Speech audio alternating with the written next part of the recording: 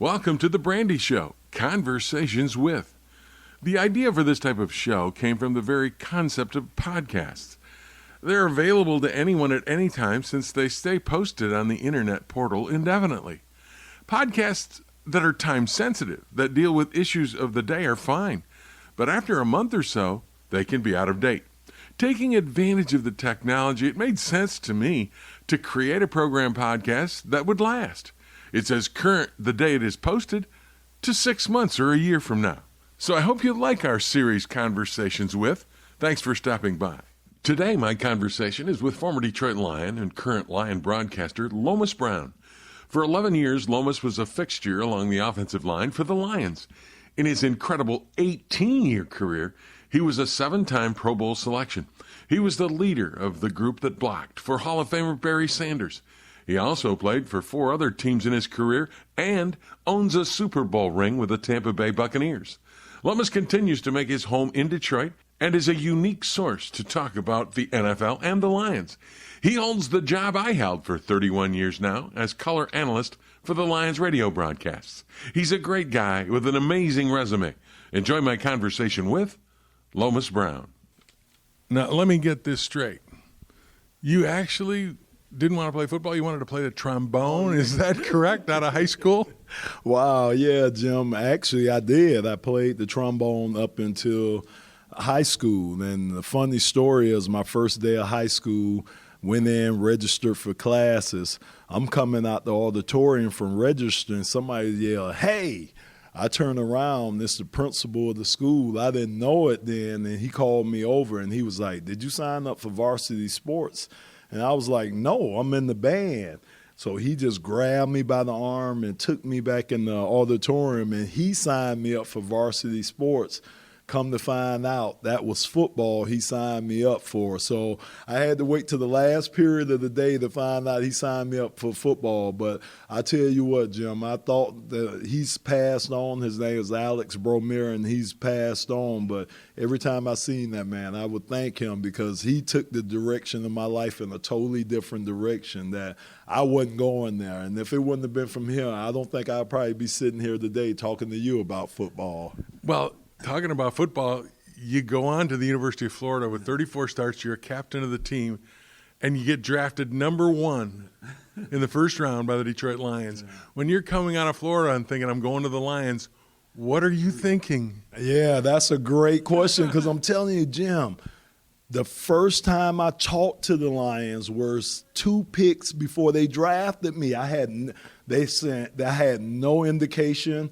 Detroit didn't work me out. My agent, nobody had heard from Detroit. It was more so Philadelphia, Green Bay, Cleveland was a choice, and a couple other teams. So when Darryl Rogers called me 2 picks before they picked and said, if this happens this way and this way, we're going to draft you, I was shocked because Detroit, like I say, was never in the picture. Sure enough, that's what happened. They drafted me, and I remember being on the phone with Darryl, and he was like, "Are you happy to be a Detroit Lion?" And I was so stung, Jim. It was a moment of silence on the phone.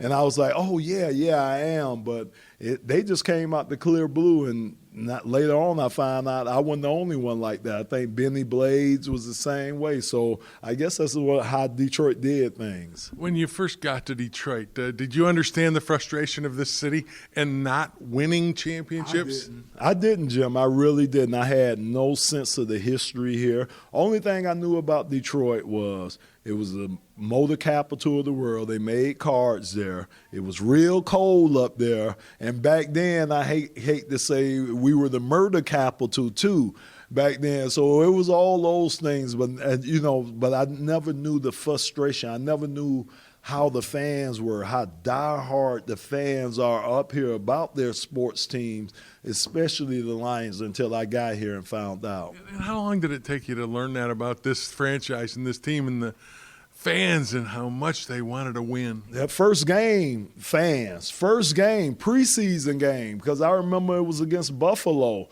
And I know I had to hold out, but that's when they introduced me. And I just remember the almost sold-out Silverdome for a preseason game and, just how rabid the fans were. And that was my first indication of, wow, this is different. Because, me growing up in Florida, the only thing we had down there then was the Dolphins and the University of Miami. It was no other sports down there. So, sports wasn't as like it is here. Like people live and die with sports here. It wasn't like that in Florida. So when I got here, it was like, wow, these people really and truly care about their sports teams and their sports stars. One of the things that happened during your career here, you drafted a kid named Barry Sanders.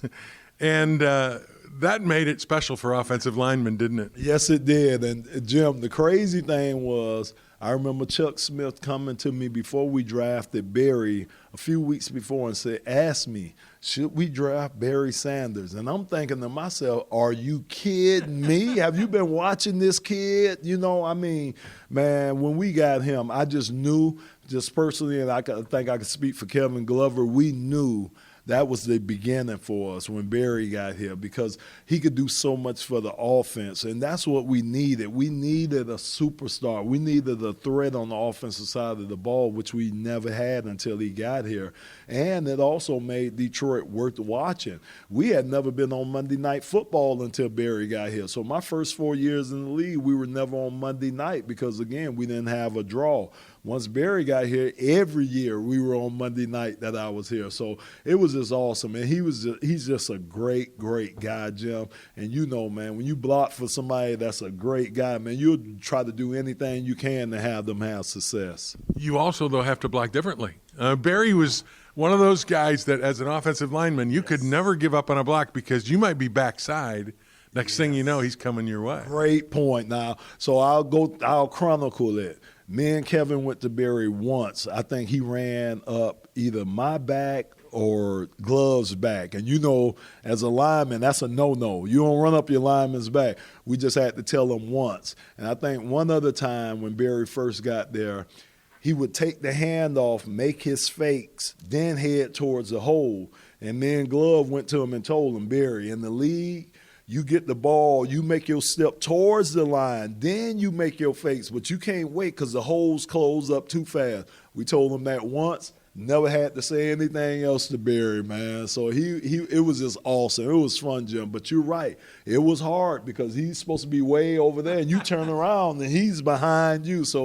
But it made me better going to every team after I left the Lions. I was a better blocker for blocking for Barry because I knew I just stayed on my block. It was just built. The habit was stay on this guy till the whistle blows. You also mentioned Glove. That's Kevin Glover, your son. You became very good friends with him. And you and he were kind of the leaders of that offensive line and kind of carried Barry with you, and he knew who his buddies were, didn't he? Oh, yeah. He knew where his meal ticket was. And I'm not just talking about on the field because, of course, he would pop up at your house every day wanting a good meal. That's Barry. I never seen a little fella eat like he eats, Jim. Oh, my God, man. But, yeah, you're right, man. And, spending 11 years with Kevin Glover, man, we played together at the Senior Bowl, and then just so happened we got drafted to the same team and stuff and was able to spend 11 years together, man. It meant the world to me. And, Glove was one of the biggest reasons for my development because of how he was as the captain of our offensive line, kind of like the quarterback of the offensive line, keeping guys in directions, doing all the things he did, and just a great leader, man, just a great friend. And that's the thing, man, we talk about what we miss the most out of the game is that camaraderie and your friendship that you make in the game. During those years, before Barry, you didn't really have a shot at the Super Bowl or a shot at the playoffs, but when you had Barry, you did. Yes. How close was the teams in Detroit that you played on to making the promised land? We were close. And the thing about it, Jim, we were close off the field. And that's the one thing that I see that's missing from either today's game or even if I just talk about the present-day Lions.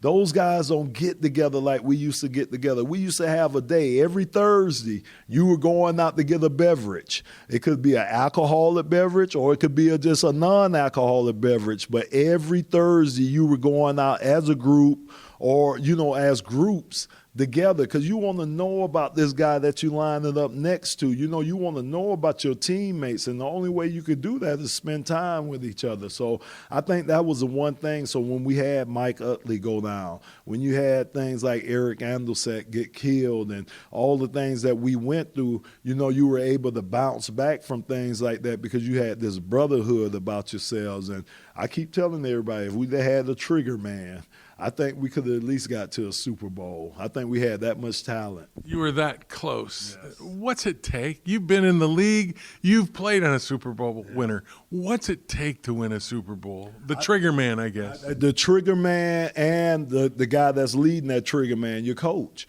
And your coach has to be disciplined. And, I love Wayne to death. But after being around Coach Gruden and even being around Coach Jim Foster, who I got to a Super Bowl with and we didn't win it, I just think, I don't know if we would have been disciplined enough to actually get to that point.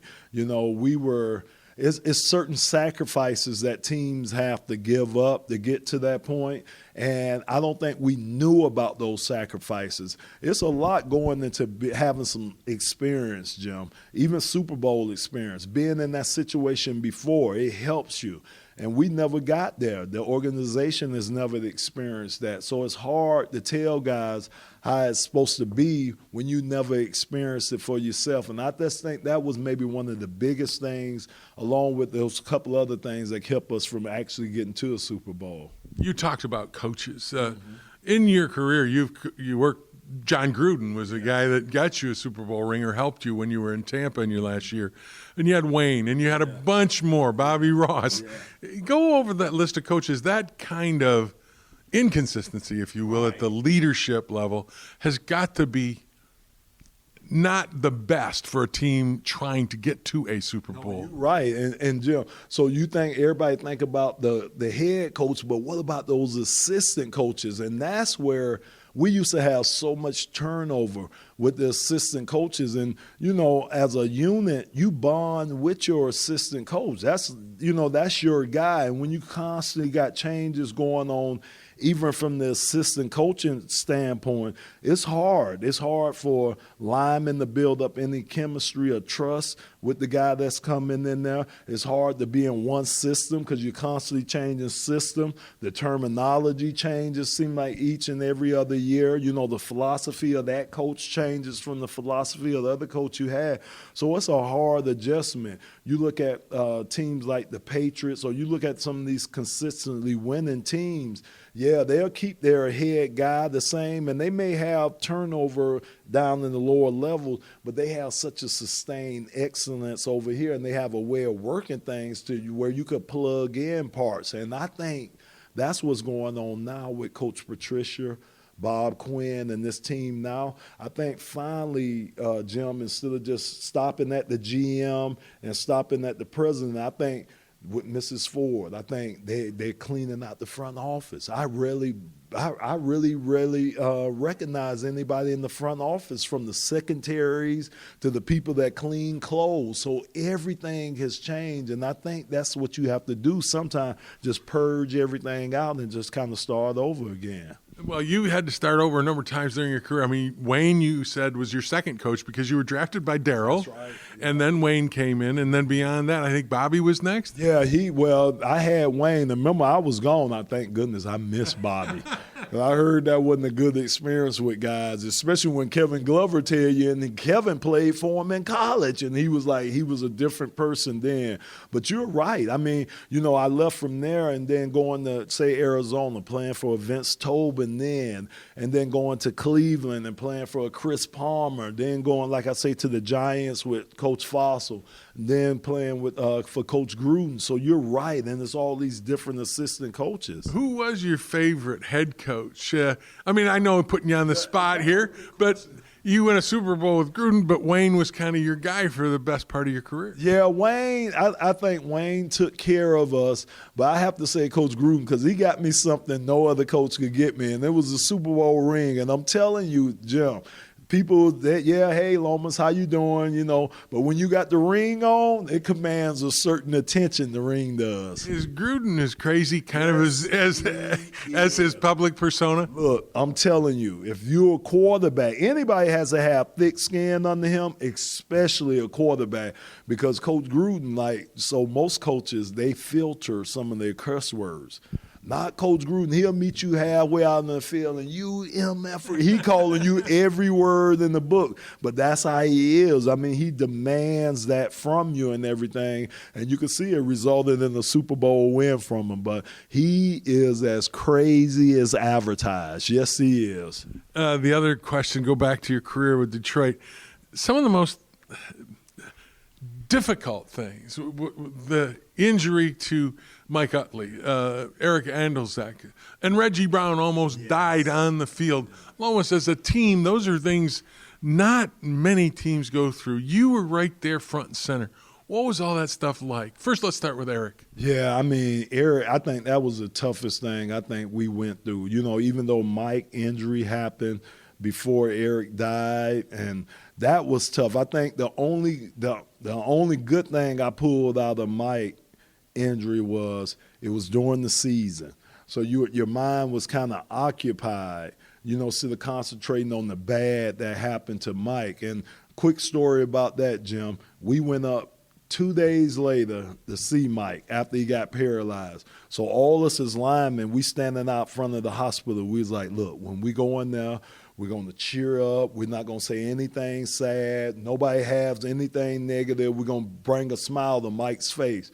Man, we walked in the room, and he was cracking jokes. He was smiling and everything. And, man, you just don't know what a relief that was to see him in that situation. He's one of the most remarkable guys that I've ever met. Coming back from an injury, Mike Utley, who was paralyzed on the field and knew it. And then to live his life and really become a proponent of spinal cord injury, yes. You as a teammate, I could be proud of him. Oh, man, that's one of my closest friends. And, even though now, as years go on, he's having more and more problems from that. But, Jim, it's no way I'd have put my thumb up. It's no way I'd have been the way. I don't think I even would have wanted to see the guys 2 days later. I don't think I could have handled it the way Mike has. And like you say, he's been a trooper the whole time, man, never complains. He's living life. He's skydiving. He skis. He don't have 2 car accidents driving his van. I'm like, man, you're still nuts. And I'm glad to see that because he's living his life. The Reggie Brown thing happened the same day Barry Sanders gets 2,000 yards. Reggie Brown, a linebacker, almost died on the field. Yeah. What a mixed emotional day for you guys in Detroit when that happened. Tell me about that. Well, I mean, and again, I wasn't there then, but I remember Kevin Glover and those guys calling me because it was such big news what happened around with Reggie. And I remember them calling me, and I didn't know it was that serious, Jim. I didn't know he almost died. They say he stopped breathing on the field, so I didn't know that it was that serious. And of course, they say Kent Flaub did a great job, and the doctors are bringing Reggie back. But when you see something like that happens, I ain't gonna even lie to you, Jim. It makes you question what you're doing. It really puts a little hesitation in your mind about why am I out here doing this, or why am I taking these risks risks that can end my life. Football is a violent game, and you don't think about it as being can be life ending. But I mean, we've had an example where Chuck Hughes. Chuck Hughes died on the field, and like you say, with Reggie almost happening. So it's a tough game. It really is, and you just never know what's going to happen out there when you got all that weight with all that speed combining together. Yeah, you'd still play. I'd still play. It's a competitive thing. It's a thing that we're grown up, do this thing, and I guess we're willing to take the risk, if you will. It's kind of like getting in your car to drive home sometimes. That's right, Jim. You can't, if it's going to happen, like they say, man, this is a good man, it's his will. So I don't think it's a lot you could do to go out there and prevent it from happening. And like you say, man, it's a game that gives us so much, right, Jim? I mean, I'm still doing things today that relates to football as far as how I lead my life, how I try to guide my kids, business, everything. It gives you so much more, than it can take away from you. So I love the game. I'll always love the game. And I would encourage kids and their moms and dads to let kids play, because to me right now is the safest time that you could play football with the rule changes, the equipment, just everything that's going on now. I think this would be the safest time that if you played football to play it now. One of the things about being in the arena, you sometimes have controversy. Mm-hmm. You had your own controversy at one point. Something on Twitter, you said you missed the block because the quarterback, he didn't like Scott Mitchell, whatever, and it really blew up on you. And you have been very up front and center in addressing it. Right. Talk to me about that whole controversy and what happened. Right. So the one thing, Jim, that I really regret out of that whole thing was when I went back and they replayed what I said on radio, and it was just my tone, how I said it, how boisterous I was about saying it and how defiant I was with saying it. And I think that was the one thing that really upset me, that I really put it out there like that. But I'll say this to say the mind is a powerful thing, because since 19, whatever year that was, 93, 92, I thought I did that because I really wanted him out the game. He was killing us that day. I mean, we were getting beat by Green Bay. I think at that point when he was in there, it was 24-7. He had thrown like 3 interceptions, and he was killing us. And I remember saying, man, I think I told Kevin Glover, I want him out the game. I said, I ought to miss my block and get him out of here. And I thought I did it. Jim. And I'm going to tell you what happened. So when I was on ESPN, they wanted me to do an apology tour. So they set me up with Sports Centers, all these shows on ESPN, and I was supposed to go around and apologize for doing that. So early that morning, ESPN found the play. And they called me into the office early that morning, and they showed me the play, and they said, Lomas, is this the play that you were talking about? And, Jim, I'm looking at the play, and I'm in shock because, like you say, I'm blocking the hell out of my guy. And it was the guy that came off the end and hit him. And they asked me, and I just looked at him. I was like, I couldn't say nothing. So ESPN said, we're going to make an executive decision right now that we're going on with the apology tour. We're not going to show this play, and we want you to go on with the tour. That's why the play never came up. But ESPN had the play way back in 2013, but ratings, bad news sales. So they wanted me to go out there and apologize rather than show the play. But that wasn't doing you any favors, because I've seen the play, and they run a blitz inside, Green Bay does. And you get the linebacker, the running back comes up, and he takes the other backer. That leaves the defensive end free. Yeah. You got your block. You didn't miss anybody. You were doing your assignment. Yeah. And yet ESPN says, throws you to the wolves, basically? And me thinking, well, this might be a step, promotional step, Jim. I looked at it, they say controversy sales and the ratings.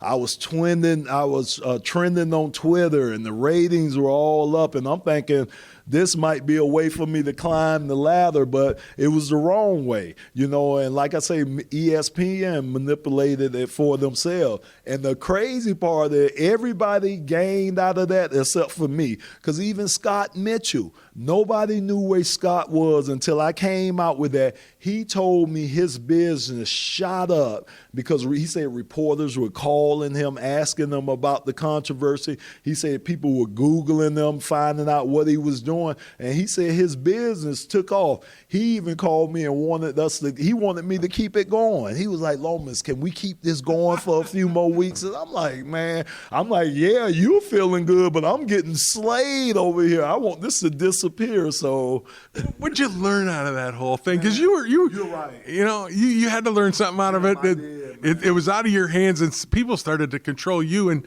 get the wrong message out. Jim, you're exactly right. If you want to control the message, like I say, it got distorted, and it was my fault. I take all the blame, and I think the one thing that I got out of that was, A, keep my mouth closed, even if I feel that way. But B, I actually thought I did that. And it kind of, if we could, it kind of could fall into what we were talking about with CTE, some of the head stuff that I've taken over the years. Because again, you start thinking about things, and that was a weight that I carried, Jim, an unnecessary weight that I carried. And maybe that was the reason why. Maybe it was meant for me to blurt this out so it would finally come out. You just don't know how things happen and everything, but I do know that the mind it's a powerful thing, and I know I thought I did something that I really didn't do for all these years, and I'm just hoping that that's not nothing cognitive or anything like that. Because again, 18 years in the pros, 4 years of high school. 4 years at Florida and 3 years in high school. That's a lot of head, and we know that CTE is caused by direct trauma. So that's one thing that scares me if we talk about things in the future, Jim. You talked about that. As a matter of fact, they did a story on Channel 4 with you in regards to that. Yeah. You have little symptoms like that, but you've never been diagnosed with anything, have you? No, I haven't. And the sad thing, until they come up with a test, they won't know until I die. They say they're working on the test to find out if we have the early onset of CTE or any of that while you're alive and stuff. But, again, I'm thinking about my family. I'm thinking about later on down the line, because I've seen guys that have it and stuff. And there's something to think about. It's scary to think about that you could develop this and how you could develop it. But, Jim, I'll do it all over again. The only thing I might change, my good man, is maybe how I practice. I might go a little easier in practice, might not, go as hard as I went in practice, but everything else, I'll do it all over again. And we'll go back to the Lions. We'll finish up there and then get on to your current career. A lot of people have blamed the Ford family, William Clay Ford, for the problems the Detroit Lions have had. And I've always said that guy gave the Lion players, you guys had catered lunches at the Silverdome, more facilities and whatever he needed to do to think that it was going to happen and it was going to win.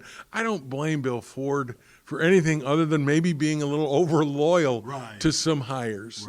Where do you come down on that? I agree with you on that, Jim. I just think Mr. Ford was a great man. The other thing we wanted Mr. Ford to do was become more involved in the team, just be around us more. He just felt like he didn't want Wayne and them to think that he was looking over their shoulders. But Mr. Ford was just an inspiration just to be around. Guys looked at him not only as the owner of the team, but as a successful guy that's made his way through the business world. So, and guys want to be around successful people. So I think that was the thing that we wanted more from Mr. Ford.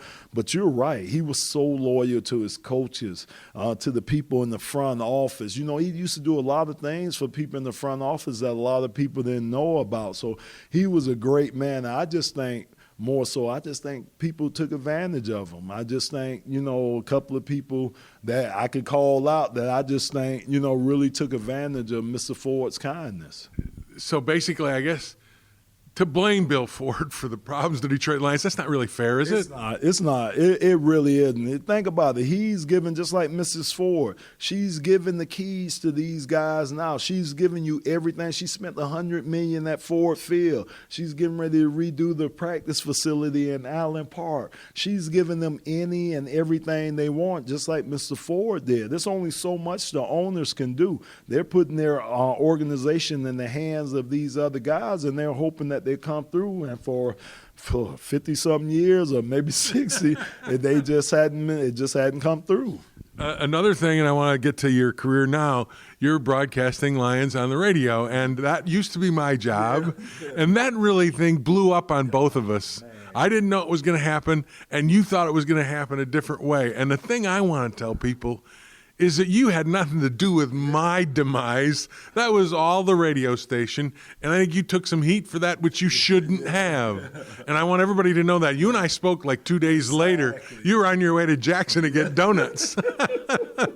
and we spoke, and I just, it's a little different doing what you're doing, but are you glad to be doing the radio? And I'm hope you're having fun. Yeah, I am, Jim, and just to go back to what you were saying, that was my biggest problem, and I put it out there in the paper after 31 years, and I don't think nobody should be treated that way.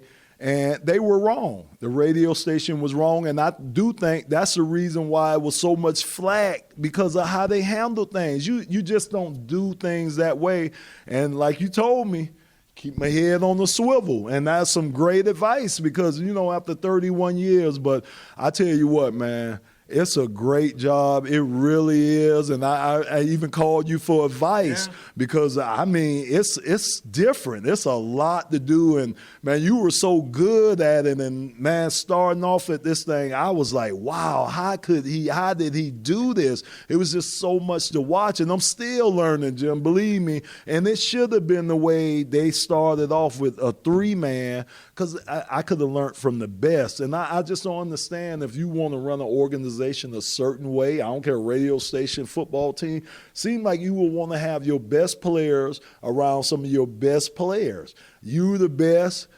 I wanted to be the best. I'm supposed to learn from the best, but, I don't know. I'm learning this world. The big thing is anybody out there, Lomas had nothing to do with this. He's doing his job the way he should do, and I'm delighted that you've got the job. Plus, you're working with one of my best friends. Is Miller the best or what? He is awesome, man. I'm telling you, he makes it so easy. And not to say that job is easy, but, man, look, I just sit back and, okay, I just let Dan, I throw my sentence in every now and then, but it's been wonderful, man. And we had already said, though, if we had the Rod and Mario thing in there, the odds were on Dan. The odds were on Dan to take me out. Yeah. Oh, my odds are on you. Lomas, you got a better shot at Miller than I do. I'll tell you that.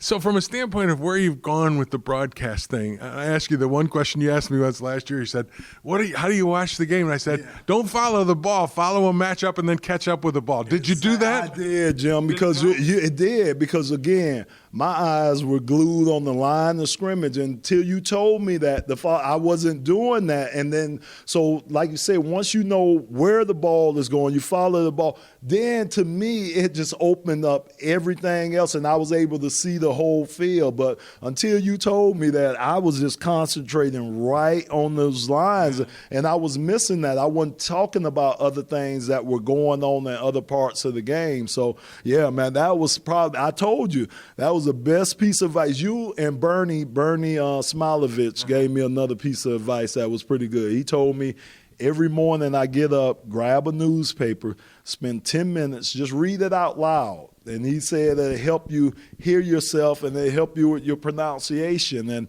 I try to do that. So 10 minutes, I'll grab a paper and just try to talk out loud. But you and him, that's the best pieces of advice that I got. And everybody was trying to give me advice. Oh, my God. That had to be the most difficult thing in the world. It's because you can only listen to one or two.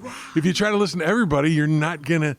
I think it's all going to be confusing. You are so right. Everybody was. And like you said, man, but like I say, the two most important things were what you and Bernie said to me, and those were the two things I pulled out. But it was like, I wondered, did you go through that?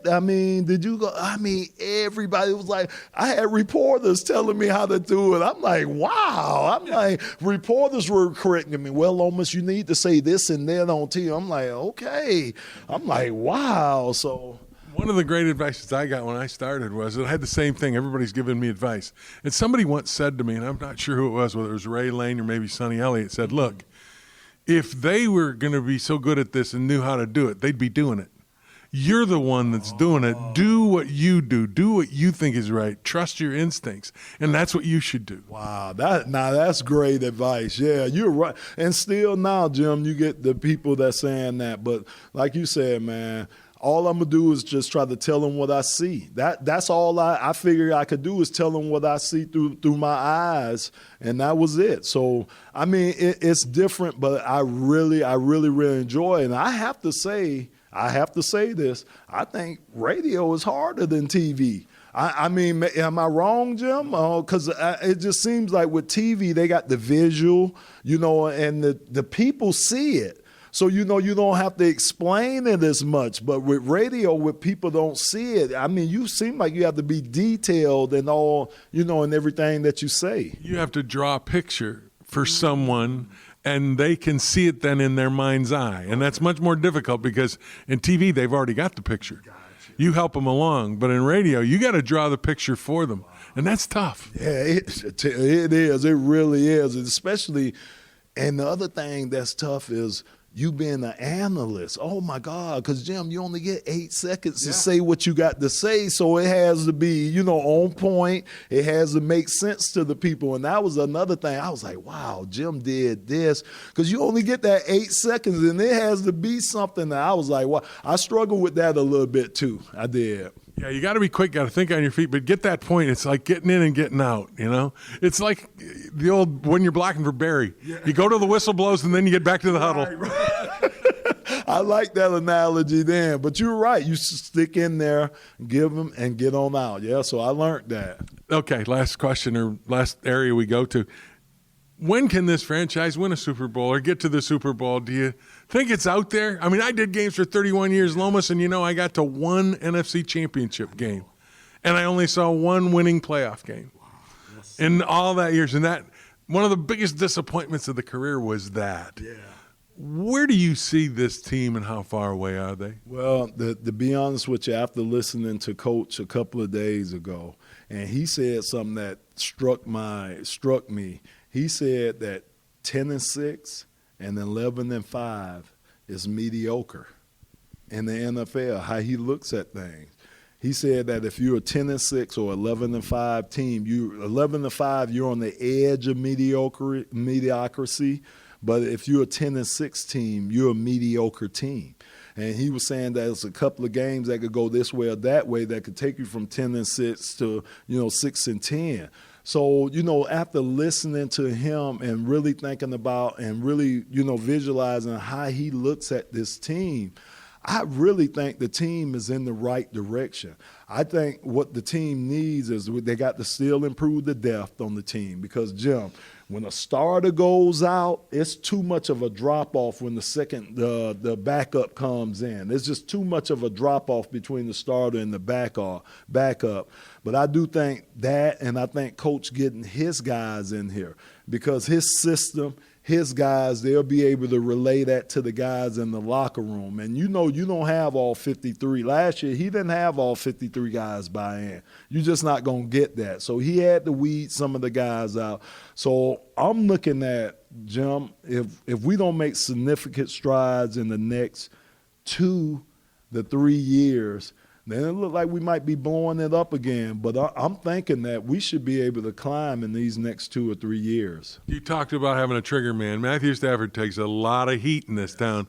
I think he's an elite quarterback. I don't see arms like his out there very often. And how long does he have left, do you think? I'm telling you, look, this is what I say. And you got a wife that's going through some medical problems. You got 3 small kids at the house. You've taken a beating in this league for 10 years, going into your 11th year. You've made your money. You've done everything you could possibly. Maybe not everything you could, but you've tried to do everything you could to help this organization. I think this could probably be his last go around. I mean, I really could see that. I could really see with everything that's going on with Matthew, I could just see it kind of coming towards the end because you start thinking differently. When you're in your 11th year, things are different for you, Jim. You start thinking differently. You got security over here. Why am I taking this beating? It's 20,000 guys, former guys out here saying that they got CTE problems. Why do I want to end up like that? I'm watching alumni that could barely walk. These guys look at things like that and everything, and you start really putting the pluses and the minuses. You start checking them off. And I just think, man, it's getting to a point where if he doesn't see where we can win or he can win, I could possibly see another Barry or Calvin Johnson scenario with Matthew. And you couldn't blame him because this is a brutal game. He's taken a beating, like you said, Jim. He really has. I look at him sometime and he looks like an old guy with the beating he's taken. And I just don't know how much more mentally or physically that you want to take a beating like that. And believe me, I played 18 years, man. After that 11th year, it was tough getting up to go work out, to get ready for another season, to go through that beating again, to be sore from the end of the season almost to when you start the season again, getting over things. So I just think he's going to start thinking differently, and I think the window is closing. I really do. Lomas, thanks. You've been so much fun, and I appreciate your friendship. Oh, yeah, you the man, Jim. Hey, and we're going to Hinckley's. We're going to get us some donuts, people. Some donuts from Hinckley's Bakery. Hinckley's in Jackson. Don't miss it. I wish Lomas nothing but the best as he moves forward in his broadcast career. He's a good man. He also is giving back to the game and his community by holding football camps for youngsters. In particular, he focuses on linemen with what he calls his big men camps. Be sure to visit my Facebook page, Jim Brandstatter76, my Twitter account, Jim Brandstatter, and my website, thebrandyshow.com, and catch up with past episodes of and upcoming episodes of Conversations With.